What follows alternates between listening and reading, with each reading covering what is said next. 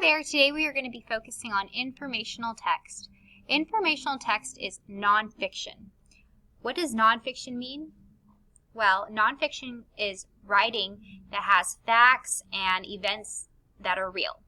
So, I have a couple of examples that you might find in an informational text. For example, facts about the world. Can you think of any facts about the world? Okay, if you said there's water, there's trees, a fact that comes to my mind is that there are 7 continents. There's a whole bunch of different facts about the world. Okay, photos of real people and places. So this is a photograph of a little girl holding a puppy. So we have a person and an animal right here. And do you think this is a drawing or was this taken with a camera? If you think camera, give me a thumbs up.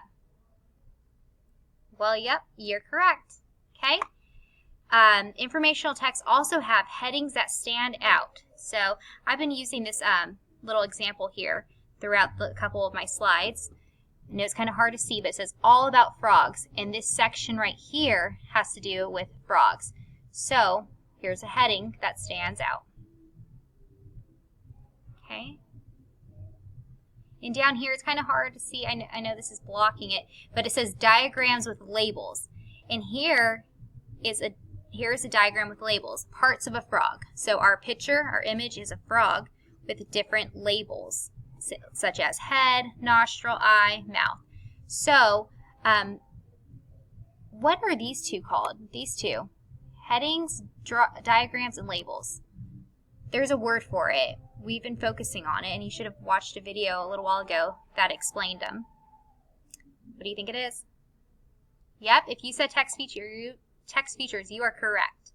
We're going to be learning about a couple more text features throughout the rest of the school year, but 3 that we're learning about are headings, diagram, and labels. And you will see those type of text features in informational books. So, do you think these couple of things I just listed are the only things that you will find in informational text? No, there's a whole bunch more. But in these informational books that we're reading this week, these are a couple of things that stand out, and I wanted to go over them with you. So I'd like to take a moment and let you take a moment and see if you cannot think of an informational book you may have read or been read to. So let's think for a moment.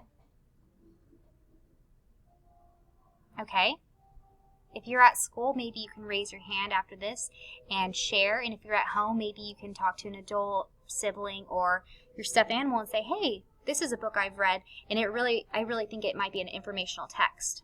Okay?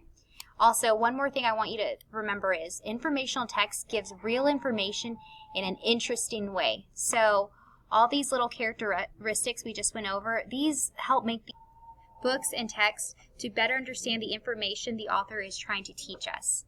Okay? And I just want to make a little note. I'm sorry if you hear all the music in the background. Music class is right next door. So I hope you enjoyed today's lesson over informational text.